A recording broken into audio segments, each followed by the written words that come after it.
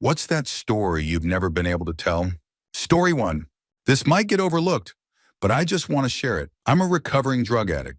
I dropped out of school but would still show up on campus to pick up drugs or meet people. One night, I was sitting outside the campus cafe, waiting for someone to bring me pills. I weighed barely 100 pounds soaking wet and hadn't eaten in days. There was a girl I remembered from the honors program back when I was still enrolled. We'd had several classes together. She was unique, and unfortunately, my friend and I used to bully her. We didn't even try to hide it. That night, she walked by and asked how I was doing. I was obviously unwell. After an awkward silence, she asked if she could buy me something to eat. She took me into the cafe and bought me a cookie. I said thank you, and we went our separate ways. That night, I cried so hard I felt overwhelmed with guilt, gratitude, and shame. I never saw her again. That was about 8 years ago, but I remember it vividly, even down to what I was wearing. I can't recall her name, but I'll never forget her kindness. It was a moment of light during one of the darkest times in my life. Wherever she is, I wish I could thank her. Story 2. Wish we not one for. About 6 months ago, I was very close to ending my life. I had made up my mind that I would do it.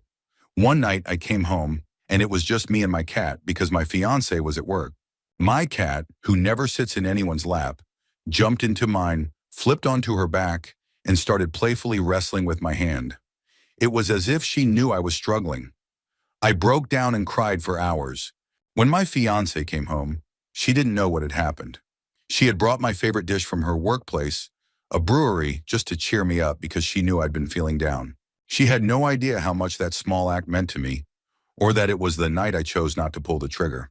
I just want to add something for anyone reading this. You're not alone. If you ever feel the way I did, please talk to someone. It can be me, the SUIC hotline, or anyone who will listen. The world is a better place with you in it. Stay strong. Story 3. When I was a college freshman, I tried to boil 3 eggs but ended up falling asleep. I woke up to a strange smell and rushed to the kitchen. The water in the pot had completely evaporated.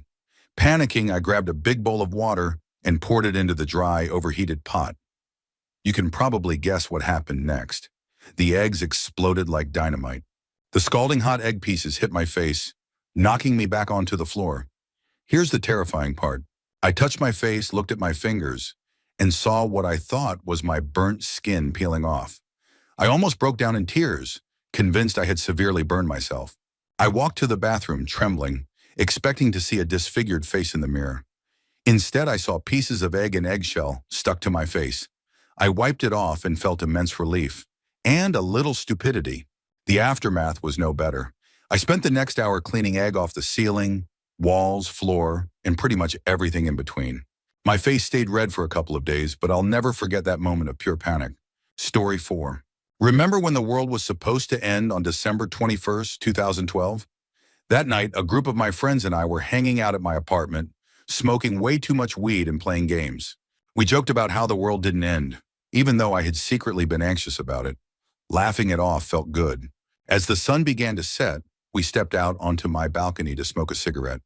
Suddenly, an enormous explosion echoed through the air, and the sky flashed lime green. We all froze. The sky continued to light up in neon colors, green, pink, yellow, accompanied by bizarre crackling noises. Stoned out of my mind, I convinced myself that it was happening. The world was ending, or an alien invasion was underway. I panicked and went into what I thought was emergency preparedness mode, which for some reason involved filling my bathtub with water. My logic? If aliens cut off the water supply, we'd still have drinking water. Ridiculous, I know. The whole group was running around screaming like maniacs for about 5 minutes while the sky kept flashing. Turns out a nearby transformer had blown, creating the light show. The timing couldn't have been worse or funnier. My mom was out with some friends at the time, and one of them actually fell to her knees and started praying the rosary, convinced it was the second coming. I still laugh when I think about it, and my friends never let me live down the bathtub fiasco. Story 5. When I was in elementary school, we had a program called DARE, where a police officer would visit our class and teach us about the dangers of substance and alcohol abuse. At the end of the year, the officer announced that we'd need to write an essay about everything we had learned in DARE. He also mentioned that the author of the best essay would win a stuffed lion named Darren. Now, I really wanted Darren, But the problem was that my writing skills at the time were, well, those of a typical third grader. I knew there was no way my essay would stand out enough to win. So, in a moment of desperation, I came up with a plan. I Googled DARE essay contest winners and plagiarized the first one I found. I was careful about it, though. I proofread the essay to make sure there weren't any obvious giveaways, like someone else's name. I even changed a few words or phrases here and there. But let's be real. This essay would have been flagged by any plagiarism detector in seconds. Confident that Darren was as good as mine, I turned in my essay. A week later, we had our end-of-year reception at the municipal building, which also housed the police station. The officers started announcing the winners. Third place, second place, and then he held up Darren. The best DARE essay submitted this year was written by Yosakori. Come on up here. Get your Darren stuffed animal and read your essay to us, please. I was thrilled to win, but it had never even crossed my mind that I might have to read the essay aloud. My excitement quickly turned into panic. Reluctantly, I walked up, accepted Darren, and stood at the microphone. All I can remember is shaking so badly it looked like I might collapse. The room was filled with my classmates, their parents, and a full assembly of local police officers, all staring at me, a 10-year-old fraud. To this day, it remains one of my most shameful moments. Darren still sits on my desk as a reminder of the consequences of dishonesty, and he's been a surprisingly effective deterrent. Story 6. Growing up, my mom and I used to fight a lot, mostly verbal arguments, but a few times it got physical. I was always too scared to stand up for myself, so I just endured it. When I was about 18, I finally stood up to her during one of these fights. She started hitting me, and being much bigger than me, about 9 inches taller and 60 pounds heavier, it wasn't easy, but I managed to get her on the floor to stop her from hitting me. To be clear, I wasn't trying to hurt her. I was just trying to defend myself, and I had no idea what I was doing. After she calmed down a bit, I went up to my room to get away from her. Not long after, the police showed up and took me into custody. She didn't press charges, thankfully, but she showed no remorse when I got back home. The whole situation devastated me. I'd never been in trouble before. I was always the good kid who followed the rules. That moment left me feeling deeply ashamed, and I've never told anyone about it in the decades since it happened. It was a turning point for me, though. It became the catalyst for cutting off all contact with my mother. While it was a painful decision, I knew it was necessary for my well-being. Story 7. When I was in kindergarten, I fell asleep on the bus on the way to school. No one woke me up. I eventually woke up completely alone and panicked as any 5-year-old would. I ran to the front of the bus and tried the door, but it was locked. The bus was parked in a KFC parking lot, and people were walking in and out of the building. Terrified, I started crying and banging on the glass doors, snot running down my face. People saw me, pointed, mumbled to each other, and then got into their cars and drove off. By the time the bus driver came back with her chicken meal, the door was smeared with my tears and slobber. She told me how to open the door so she wouldn't have to put her food down. I was still in full-blown panic mode and didn't understand her instructions. Frustrated, she sighed, set her food down, opened the door, and asked me what I was doing there. She called the school and drove me back, still covered in snot. When I walked into my classroom, my classmates were standing in a line and hugged me one by one. After that, the school implemented a new rule. All bus drivers had to walk from the front to the back of the bus to make sure no kids were left behind. Story 8. When I was 17, I worked at a grocery store with a guy named Brian. He was a normal guy in his mid-20s, a bit chubby, and honestly, I didn't think much about him. One day, Brian told me about his crazy neighbors. According to him, they would yell at him to be quiet, bang on the walls, and scream even if he wasn't doing anything. He said it was so bad that even sneezing would set them off. I didn't pay much attention. I just wanted to get through my shift and go home. A few days later, I noticed Brian stopped coming to work. I didn't think much of it until he showed up a month or two later. I asked him where he'd been, and he said he was fired because he'd been in the hospital. That didn't sound like a valid reason to fire someone, but I didn't comment on it. When I asked why he was in the hospital, he just said it was for personal reasons. I told him it was good to have him back and went about my day. Later, I was talking to a coworker who was close to Brian, and they asked, "Did you hear what happened to Brian?" I replied, "Yeah, he was in the hospital and got fired or something." "Do you know why he was in the hospital?" "No, he said it was personal." That's when they told me the full story. A few months earlier, Brian had finally had enough of his neighbors yelling at him through the walls. He called the police to deal with them. The police came and talked to the neighbors for a long time. Hours, in fact. Frustrated by the delay, Brian called the police again to ask what was taking so long. The police told him, we left about an hour and a half ago. Turns out his neighbors were never yelling at him. They were never even there. Brian was schizophrenic and had been hearing voices in his head. He ended up in a mental hospital for a month to get help. The realization hit me hard. It wasn't his neighbors that were the problem. It was his illness. I'm glad he got the help he needed, but it was an eye-opening reminder of how real and challenging mental health struggles can be. Story 9. In the summer of 2007, I was working my landscaping job when I heard my cell phone ringing in the truck. It was my girlfriend, and she said, "They're saying your brother is dead." I panicked and drove to my mom's house, a drive I honestly shouldn't have made in that state. When I got there, she answered the door and crumbled into my arms. I was stunned, unable to process what was happening. Shortly after, my mom left for the police station. Moments after she left, her phone rang. It was the guy who had been with my brother that day, the same person we suspected had something to do with his death. He was fishing for information, trying to figure out if he was being blamed. The truth eventually came out. He had hit my brother with his truck, killing him instantly. In court, he claimed he had glanced at the dashboard and thought he'd hit a deer. Witnesses later testified that the two of them had been fighting earlier that day.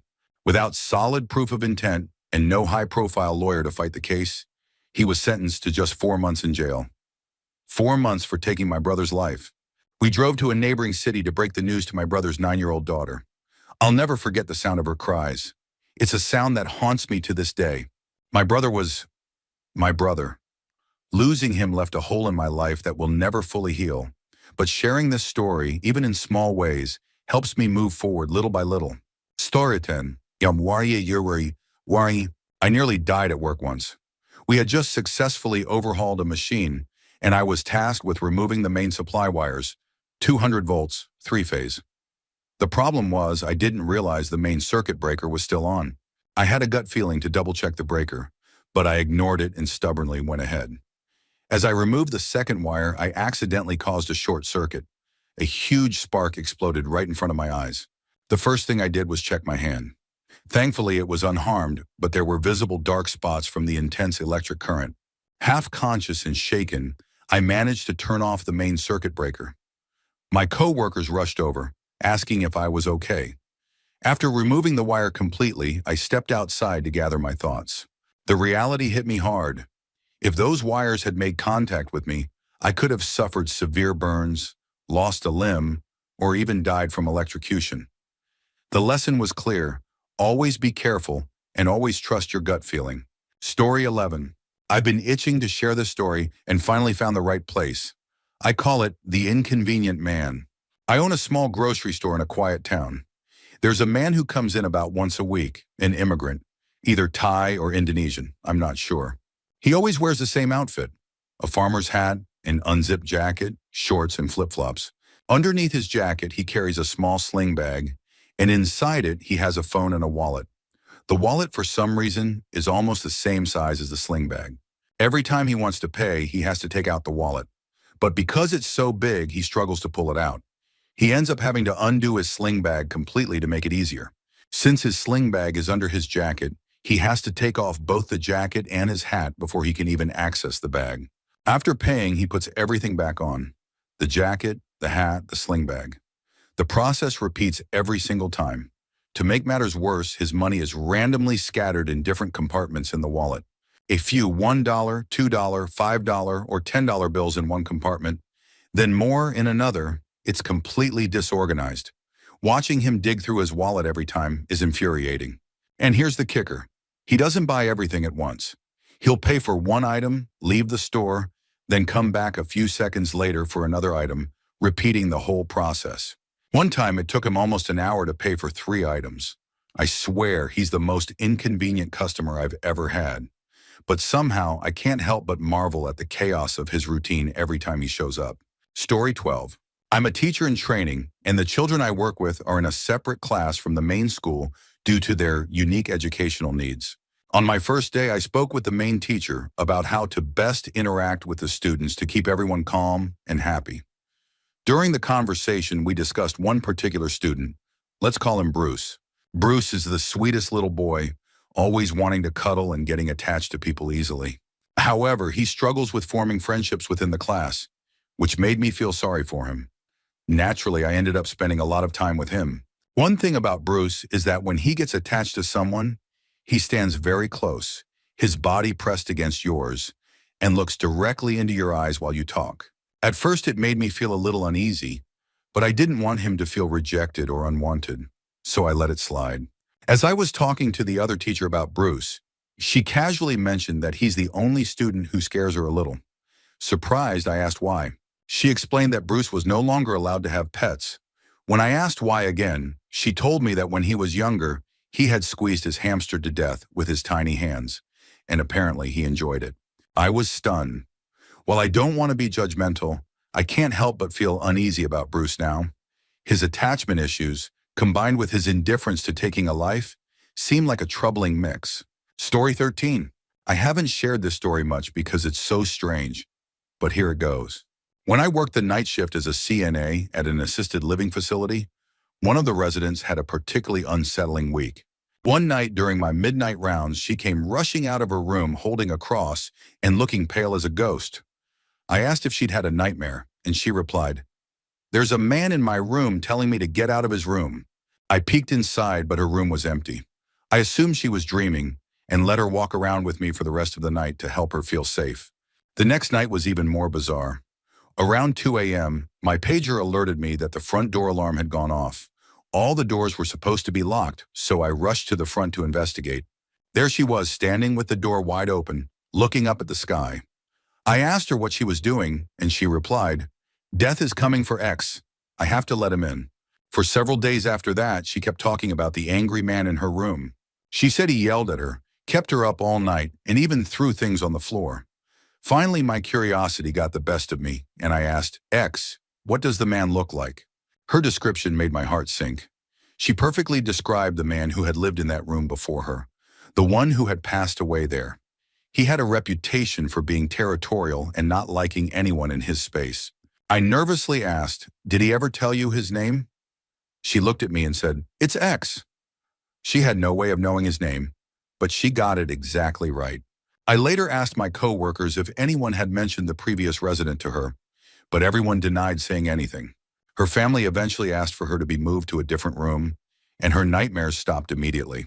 Another resident moved into the room after her and never reported any issues. I've had plenty of bizarre experiences working at that facility, but nothing has ever topped that one. Story 14. A few years ago, my best friend confided in me that her 6-year-old daughter had told her that the child's father, her ex, had touched her. They were just weeks away from their second custody hearing, and my friend was terrified to report it to CPS. She feared they'd think she was lying to gain an advantage in court. On top of that, he was an abusive man with dozens of guns, and she was deeply afraid of what he might do. As a mandated reporter, I had no choice. I told her that if she didn't report it, I would have to. She begged me not to, but eventually she understood I had no other option. Reluctantly, I made the call. 3 weeks later, the night before their custody trial, she was shot dead in the parking lot where she worked. Her ex was arrested and charged with her murder. Only the detectives knew that I had made that report to CPS. I couldn't bring myself to tell her family or anyone else. To this day, it haunts me. I know I did the right thing, that I had a legal and moral obligation to report it. I also know that her ex might have done the same thing regardless of the accusation, but none of that stops me from wondering how things might have been different if she hadn't confided in me. I miss her every single day, and I wish I could tell her how sorry I am. Story 15. I've shared this on Reddit before, but never in person.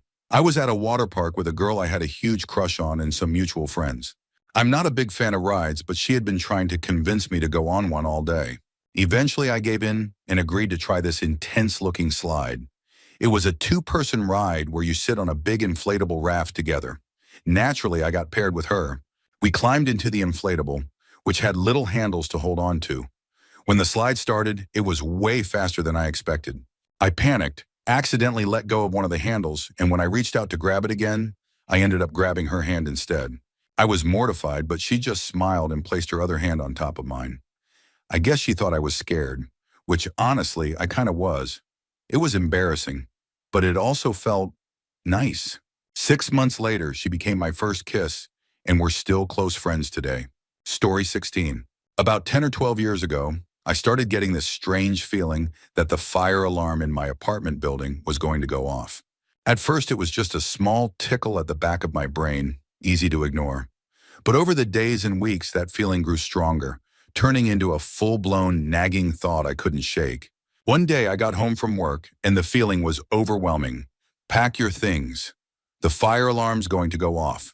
It was so strong that I said, screw it, and packed up all my important paperwork, medicines, extra clothes, and anything else I'd need in case of an emergency. Then I just sat there waiting, feeling ridiculous. Half an hour later, the building's fire alarm actually went off. I grabbed the bags I'd packed and went outside. Fire trucks showed up quickly, and it turned out a resident in the other tower had just moved in that day. They'd burned their dinner, and instead of opening a window, they opened their door, letting the smoke into the hallway and setting off the alarm. The thing that still baffles me is, how did I know? I'd had this feeling for 6 weeks, and this person had only moved in that afternoon. It's one of those moments that still gives me chills when I think about it.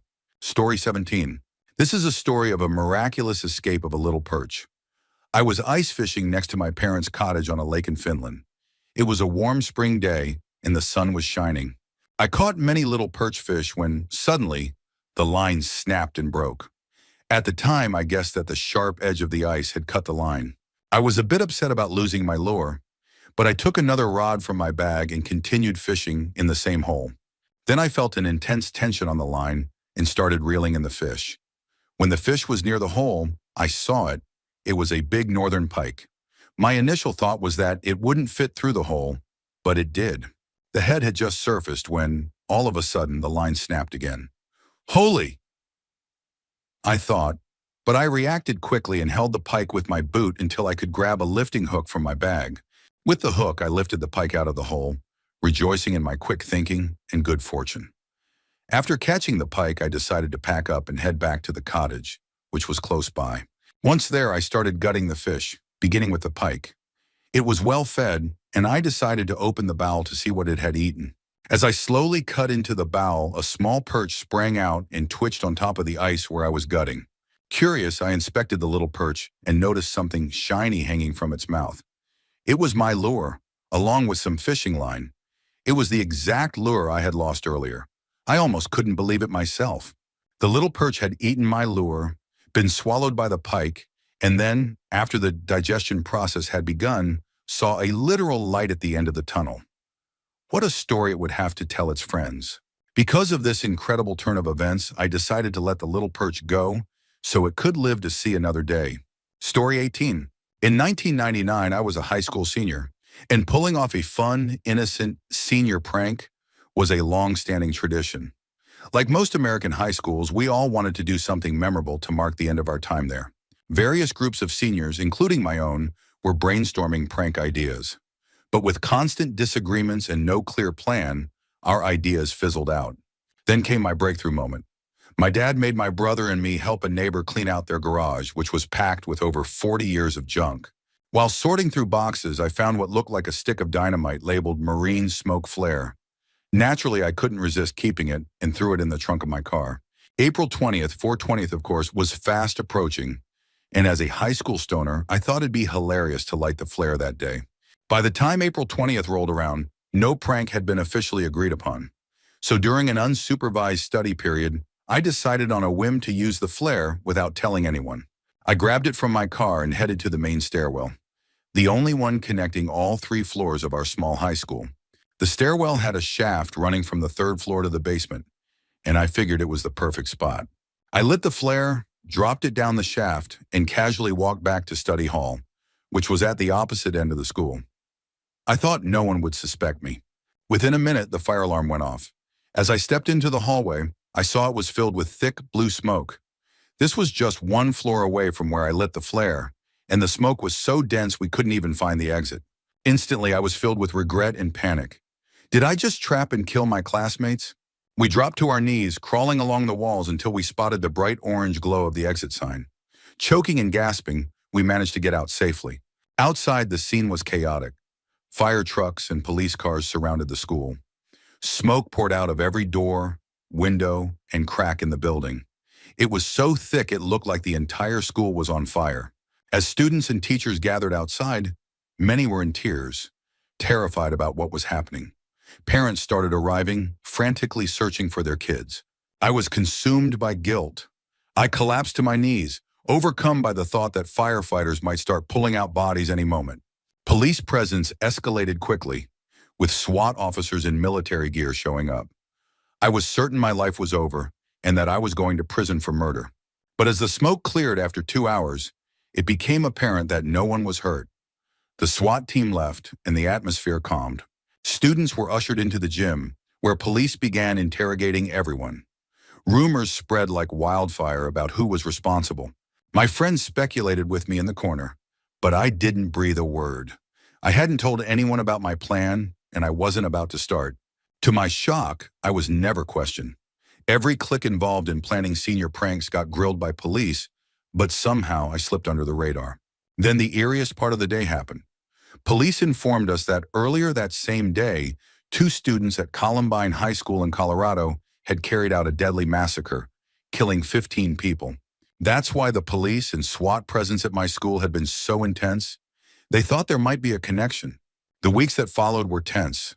The prank was all anyone talked about, and interrogations continued, but the investigation eventually died down. The school year ended, and I couldn't believe I'd gotten away with it. Months later, I told one close friend, and of course, it spread among our group. Luckily, they understood the gravity of the situation and kept the secret from reaching the wrong ears. Looking back, I'm endlessly grateful no one was hurt and have learned from my incredible stupidity. But I'll admit, keeping that secret saved me from serious jail time, and for that, I have no regrets. Story 19. We're 3 kids in the family, and I'm the eldest. Growing up, I struggled to make friends and got picked on a lot at school. Despite this, my younger brother and sister loved me dearly, especially my little brother. But I wasn't a good sibling to them. I would take out my frustrations on them whenever I came home, and as we got older, things only got worse. I developed a serious drug problem and started stealing to support my habit. One day, my brother showed me a little Runts tin where he had saved about $100.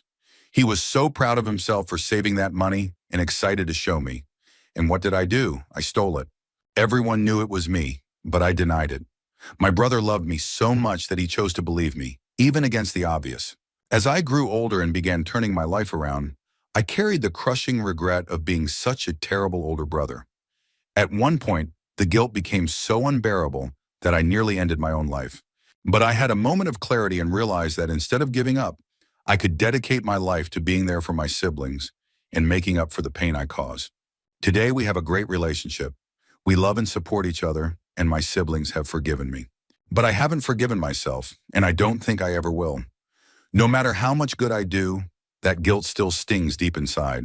If I could go back and change any moment in my life, it wouldn't be about career or financial decisions. I'd go back and be a better older brother. Story 20. My dad grew up with a spider monkey. The story begins with my grandmother, who worked as a waitress at a diner in West Mississippi. One day, she saw a couple of men driving up and down the road with a monkey handcuffed to the hood ornament of their car, terrifying the poor thing. When they finally stopped at the diner, my grandmother stormed out, ripped the hood ornament off their car, and took the monkey home with her. Not knowing much about monkeys or their climbing abilities, she put the monkey in a pen with the hound dogs. Naturally, the monkey escaped and quickly became a source of mischief. The monkey's favorite pastime was crossing the street to my great-grandmother's store and stealing candy bars. My great-grandmother would chase him out with a broom, but one day the monkey got clever. He snuck into the back of the store, grabbed the broom, shooed her out, and proceeded to feast on candy. The monkey was also fiercely attached to my grandmother and wanted to help out around the house. Unfortunately, his help involved raiding the chicken coop, shoving his hand up the chickens' behinds, ripping out their guts, and proudly presenting them to her. We also believe this monkey may have been the inspiration for Jerry Clower's famous coon-hunted monkey story. This chaotic but strangely loving monkey left a legacy in our family that's still talked about to this day. Story 21. When I was around 13 or 14, my mom and I were driving on a back road highway with a speed limit of 70 kilometers per hour, complete with traffic lights. It was one of those highways connecting towns and not a heavily traveled area. As we drove, we passed an older car that had crashed badly into the guardrail. The damage was severe. There was rubble and shattered glass everywhere. Smoke was rising from the front of the car, and it looked like it could catch fire. My mom and I decided to help, so we drove ahead to the next set of lights, about 250 meters beyond the crash, and made a U-turn to go back. While heading to the lights, I noticed something strange. None of the other drivers seemed panicked or even concerned. Usually when there's a crash, people at least slow down to look, but everyone around us was acting like nothing had happened. When we turned around and drove back, the scene was gone, completely gone. The car wasn't there, the rubble and shattered glass were gone, and the air where smoke had been rising was now clear. Even the guardrail that the car had crashed into showed no signs of damage. My mom and I stared at each other in shock, trying to process what had just happened. We couldn't come up with any logical explanation. How could a tow truck have arrived, cleaned up the scene, and repaired the guardrail in less than 30 seconds? We kept driving in that direction for a few more minutes, thinking maybe we'd somehow missed it. But there was no sign of the car, the crash, or any evidence that it had ever happened. It's been over 10 years, and I recently brought it up with my mom. She remembered it perfectly and admitted she's always thought of it as a strange glitch in the Matrix. To this day, it remains one of the most unexplainable moments of our lives. Story 22. I have a little wiener dog named Bella.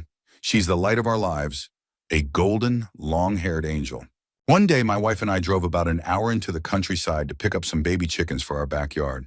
We got the chickens, their feed, and started heading home. I'm a bit high-strung because my job is incredibly stressful, so I smoke cigarettes pretty frequently. On this drive, I decided not to smoke and just get everyone home before stopping for a pack. Everything was fine until my wife started worrying about the chicks overheating in the car. Her worrying stressed me out, which led to a little argument. She insisted that I drop her and the chicks off first before heading to the gas station for smokes. I argued, but she wouldn't budge, so I gave in. When we got home, I decided to help her unload all the stuff for the chickens into the backyard. Bella usually runs circles at the door, yipping to let the whole neighborhood know we're home. But this time, no Bella. I thought she might be in the backyard, so I went to check. On the way, I noticed the trash knocked over. Thanks to Bentley the Beagle, of course. I figured both dogs were outside licking wrappers. When I stepped out back, I saw Bella in the gravel with her head inside a big cheesy poof plastic barrel, pushing it around the yard. She was almost completely inside, licking the bottom. She hadn't even heard me. I thought, perfect time to scare her and pluck the tub right off her head. I tiptoed over and yanked the tub, but it didn't come off. That's when I realized her tongue was blue and she was drenched in sweat. My wife started freaking out, but something inside me clicked. I remembered a pair of scissors behind the deck chairs. I grabbed them and cut the top off the tub. As soon as I did, I saw the air rush in, and Bella took her first breath. Her lips and tongue turned pink again. To this day, I think about how close it was. If I'd gone to the gas station first, my pup might not have made it. Story 23. Raising my kids has made me realize just how bad my parents were at parenting and how deeply it impacted me. My mom was extremely abusive and abandoned us in our teenage years. As awful as that was, her leaving during the divorce was probably the best thing for us.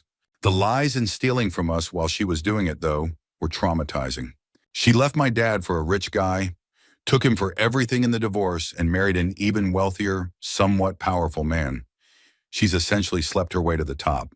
My dad, on the other hand, was a good guy, but to a fault. He never stood up to my mother's abuse. I think she wore him down over the years until he had little self-esteem left. He was so afraid of seeing us fail that he never encouraged us to try new things. He certainly didn't push us in the things we were interested in. For example, he told me not to try out for wrestling or football, because the more experienced players would just beat me up. I ended up becoming a starter in both sports. He never talked to me about college or asked if I was interested. With my kids, I'm trying to be the opposite. I take my son to college baseball games whenever we can. It's not because baseball is a shared interest, but because I want him to see what college campuses are like. I want him to see the atmosphere, the people, the opportunities. I want him to feel like college isn't some faraway dream, but a realistic next step if he wants it to be. For me, college might as well have been on another planet. I want my kids to know that their potential is limitless, something I never felt growing up. Story 24. I mostly believe the universe is random and chaotic, but sometimes things happen that make me think there's some kind of order or fate to it all. I used to foster for a corgi rescue, and one night I was taking care of a dog who was staying with me before being transported across state lines to another foster home. She was also going to be listed on the rescue's website to find a permanent home. When she left the next morning, I felt uneasy about it. I kept telling myself she'd do great with another family, and I needed to let it go. At the time, I was thinking about getting a second dog, but wasn't entirely sure I was ready. A week later, I couldn't stop thinking about her. I emailed the rescue coordinator to ask if she'd been adopted since I noticed she wasn't listed on the rescue site. The coordinator told me she'd completely forgotten to create the dog's profile, so she was still available. That's how I ended up with my second corgi. Another time, I was working a job where I left the office promptly at the end of my shift every day. As far as I was concerned, they got my 8 hours, and that was that.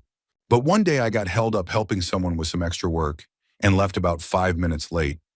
On my way home, I got stopped by a passing train, which annoyed me at first. When I finally got to the highway turnoff I usually take, I saw a massive car wreck that had clearly happened less than 10 minutes earlier. There was only a short line of cars backed up, and emergency workers hadn't arrived yet. If I hadn't been delayed at work and then stuck behind that train, I might have been in that accident.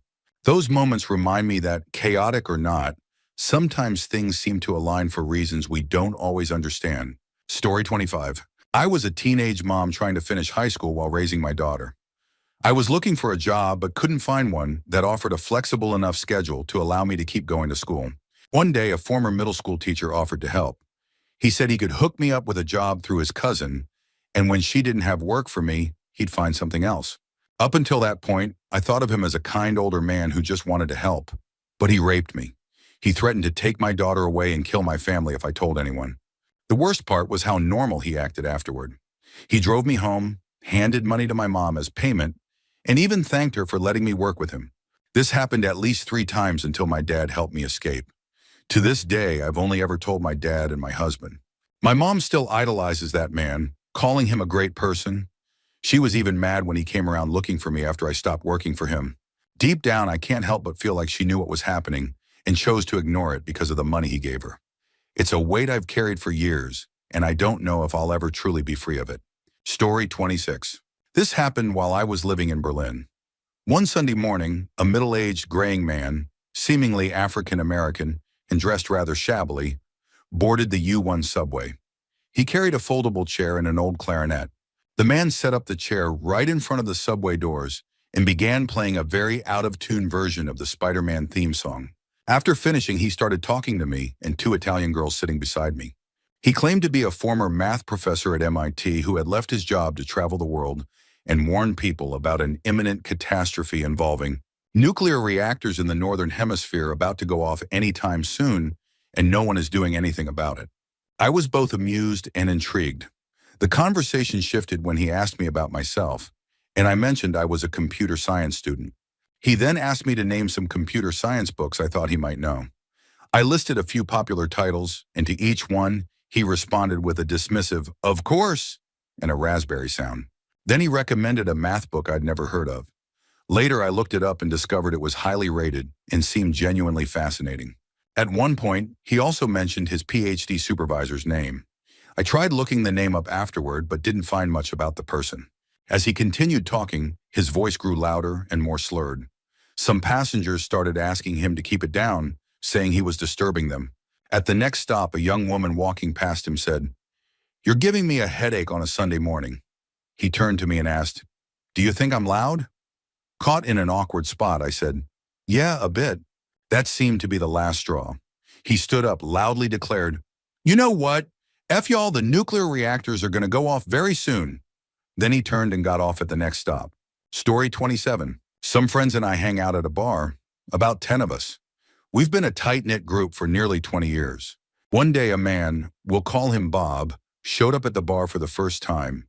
He got blind drunk almost immediately and then left. The next night he did the same thing. Eventually he became a regular, but our group kept our distance. One evening, one of my friends noticed Bob sitting at the bar, crying into his beer. Feeling sympathetic, my friend approached him and asked if he was okay. Bob tearfully explained that his 7-year-old niece had been killed by a drunk driver. We all expressed our condolences. Over the following weeks, Bob occasionally showed up, visibly drunk and crying about something new. One time he said his stepmother, whom he claimed to be closer to than his own mom, had passed away. A few months later, he cried about his sister jumping off a parking garage. His life sounded like a string of tragedies. As Bob got to know us better, his behavior became increasingly erratic and even violent.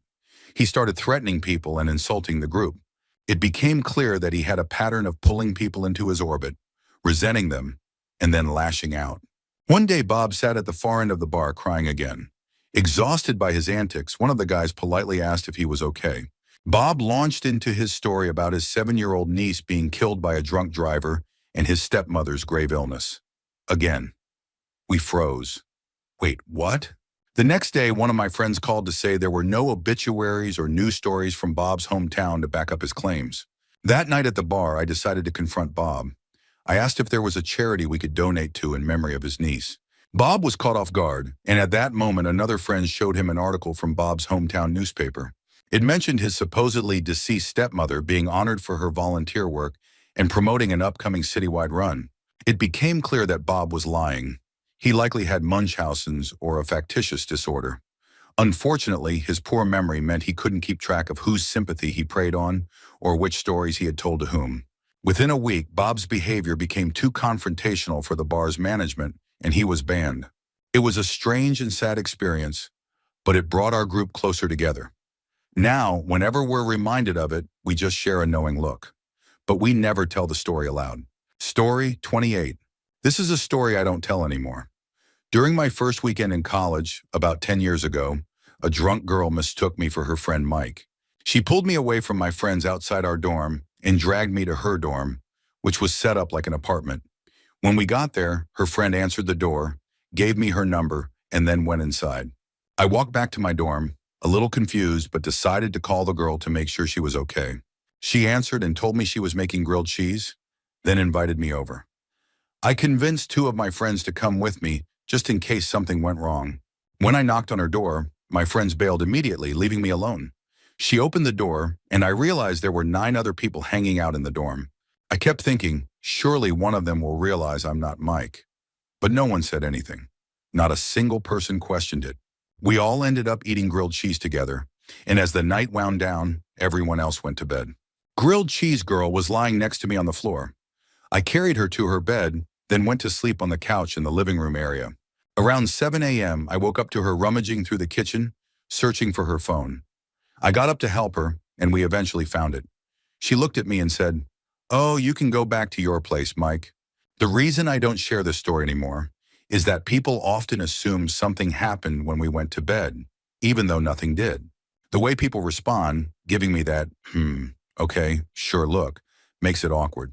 So now Grilled Cheese Girl is retired, and I stick to other stories.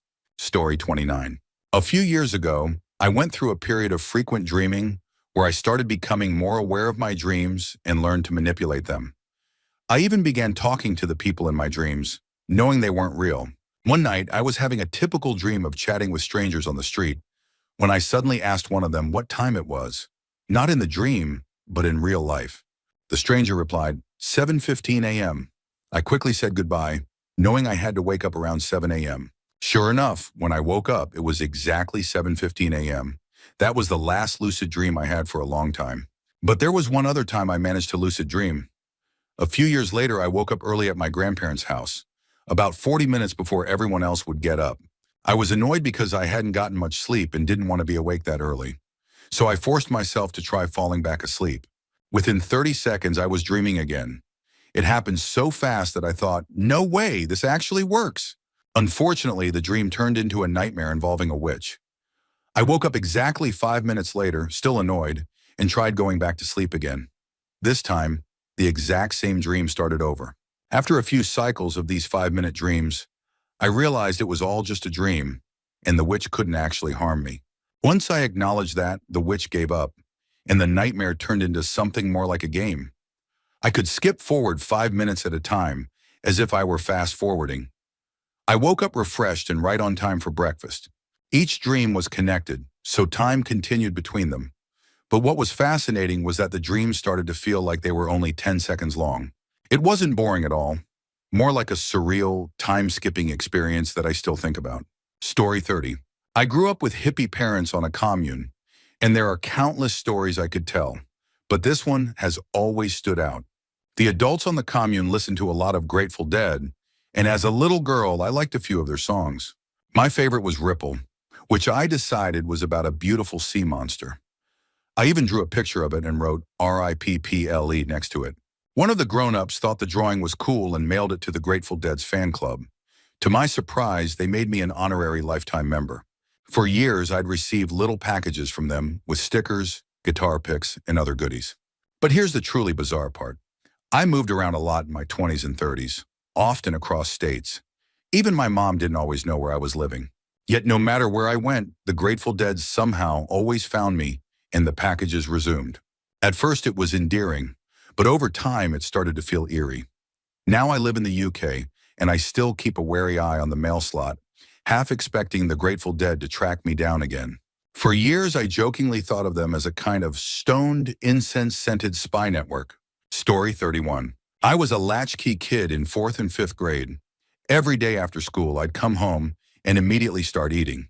My mom would leave out a snack before heading to work, and I'd devour it. But it was never enough. Being home alone felt like freedom. There was no one to tell me, don't eat that, we're having dinner soon, or you can't have 2 Dr. Peppers in a row. If my parents later asked where all the groceries had gone, I'd blame my sibling. Needless to say, I was a very overweight kid. One day, I came home craving a burger. I made myself a double meat burger with lots of ketchup and mustard. While eating it, I realized I had only 30 minutes before my dad got home. I had to eat fast, clean up, and get rid of the smell. I started scarfing down the burger, barely enjoying it. Suddenly, I felt a numbing sensation all over my body.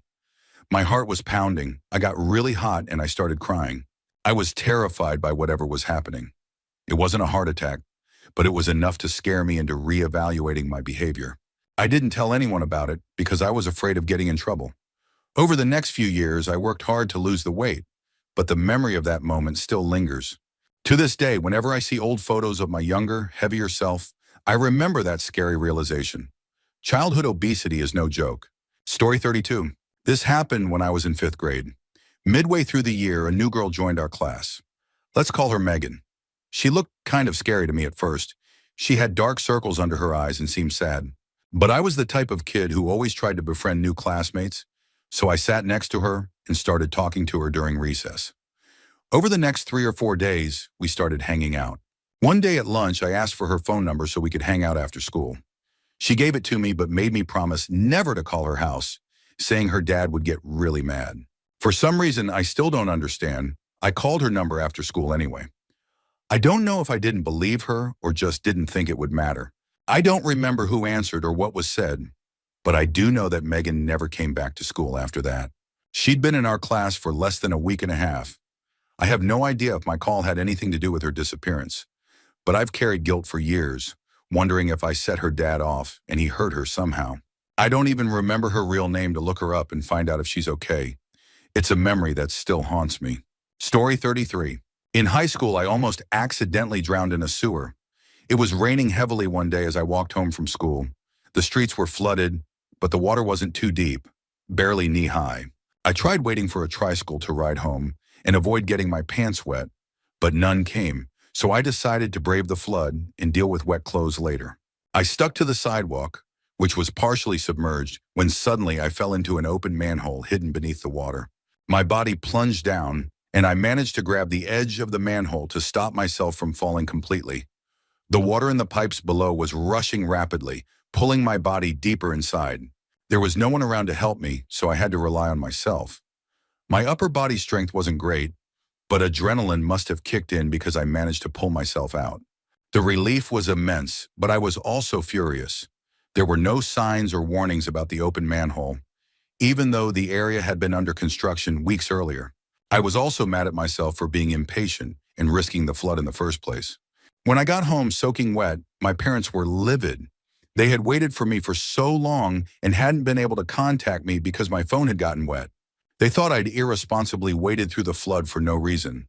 I wanted to tell them about my near-death experience, but they were too angry for me to bring it up. I never told anyone about it, so writing this feels like a relief. Sometimes I think about what would have happened if I'd been sucked into the manhole. The current would have dragged me deeper into the pipes, and there'd be no way to escape. Story 34.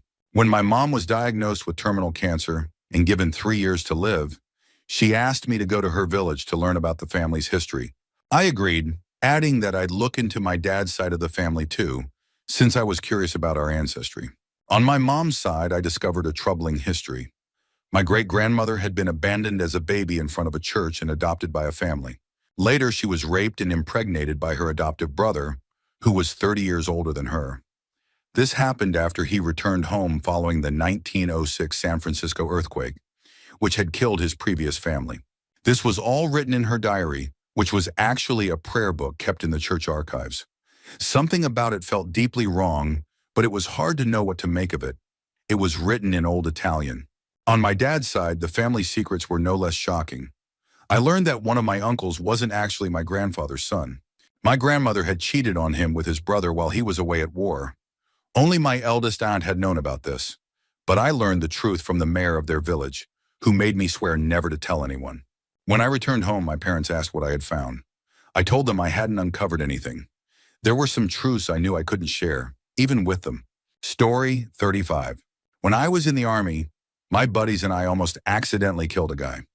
This guy was a total piece of work. While we were stationed in Iraq, he broke into my friend's room and pawned all his stuff. We found out about it while still overseas and swore we'd deal with it later. Months later, back in the States, we were getting wasted in the barracks when this guy shows up at my door, equally hammered, saying he wants to bury the hatchet. None of us were interested and told him to get lost. He tried to act tough, taking off his shirt in some kind of intimidating fashion, but his concave chest just made us laugh. Dejected, he left, and we went back to drinking. Eventually, we ran out of beer and switched to tequila while watching Anchorman. The cat poop scene came on, and we were crying laughing when one of my buddies had the brilliant idea. One of us should poop on a plate and put it in his fridge. Having just eaten sloppy joes all day, I volunteered. It was like my bowels knew what was at stake. I produced the largest, most solid turd of my life.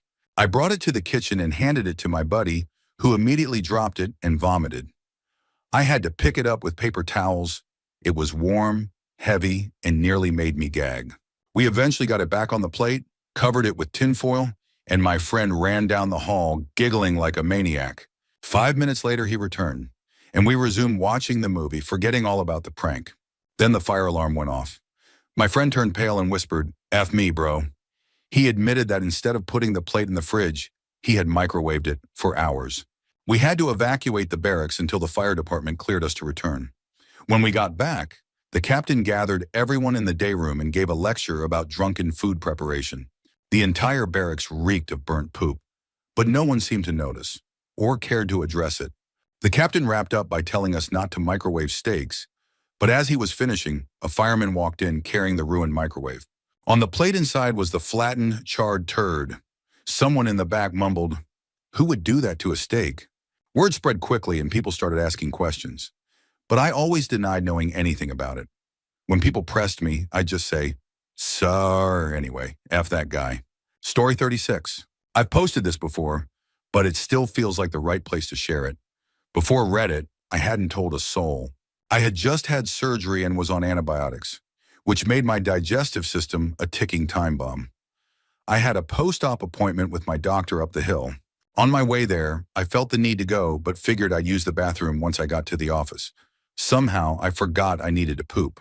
Driving back down the hill, disaster struck. It hit me like a freight train, and I had no time to spare.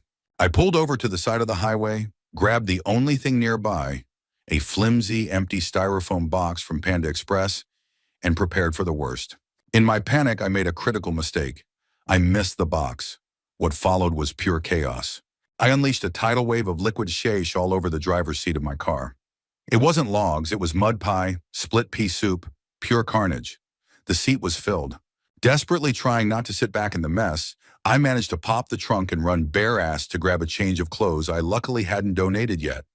But God wasn't done with me.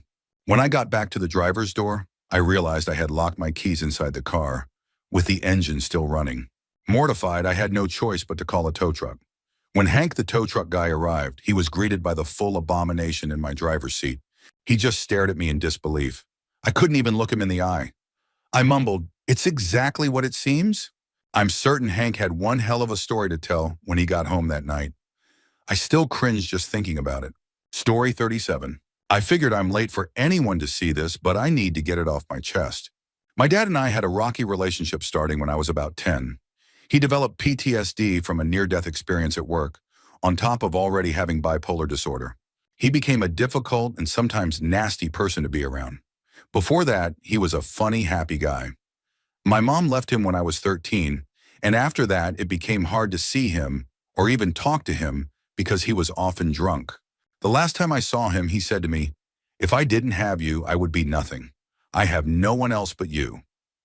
We texted a few times after that, but every single conversation ended in an argument. Eventually, I stopped trying. The last text I sent him was on April 18th, 2015. It ended in another argument, and I didn't message back. I thought he needed to step up and apologize for once. In late May, my mom sent him a photo of me at my school formal, but he didn't reply. The longer he stayed silent, the angrier I became. Everyone around me kept saying, "He's the parent, he should message you." And I clung to that. I could have just stopped being stubborn and sent him a message, but I didn't. Weeks turned into months. By August, I still hadn't spoken to him. Around that time, my childhood home burned down. It wasn't related, but it hit me hard. I felt like I was losing my entire childhood. I thought about texting my dad, but convinced myself he wouldn't reply. A week later, my cousin messaged me saying her dad, my uncle, needed to call me. I assumed it was family drama and gave her my number. When my uncle called, I walked into the kitchen to take the call, and as I passed through the door, a bright light flashed in my face. Something I'd seen a few times before, but couldn't explain. I didn't think much of it. When I answered the call, I heard my uncle's shaky voice. He said, "It's your dad. He's dead. He's dead. He committed suicide. I'm so sorry, honey." I don't remember my reaction the same way my mom does. She says I screamed and broke down sobbing. I remember falling to the floor covered in dog hair, asking questions. Was there a note? How did he do it? My uncle said there was a note with a page specifically for me and told me he had been found sitting in his chair. That's how I wanted to remember him. But my mom wasn't satisfied with what my uncle said. She demanded all the details, then told me everything. He hadn't been in his chair. He was hanging from the manhole in his hallway, using his favorite blue and yellow robe. His note ended with, "May God have mercy on my soul," dated May 4th, 2015, Star Wars Day. The worst part was that the first 5 pages of the note were written on April 18th, the day of our last argument. I can only talk about it when I'm drunk, how my dad would have liked. But the only thing I can manage to say is, why would my dad do that to me? My mom often says she should have knocked on his door that one time we drove to his house and didn't see his car, but I was terrified of making him angry. She also manipulated me into giving her the majority of his estate, claiming it was what he would have wanted. I didn't care about the money, but it felt wrong. Most people in my life know my dad killed himself when I was 17. They know he wasn't found for months. They know I still struggle with it, but they don't know what happened leading up to August 15, 2015. And they'll never understand why "May the 4th be with you" makes my skin crawl. It wasn't just Star Wars Day. It was the day I didn't send a simple message that might have saved him.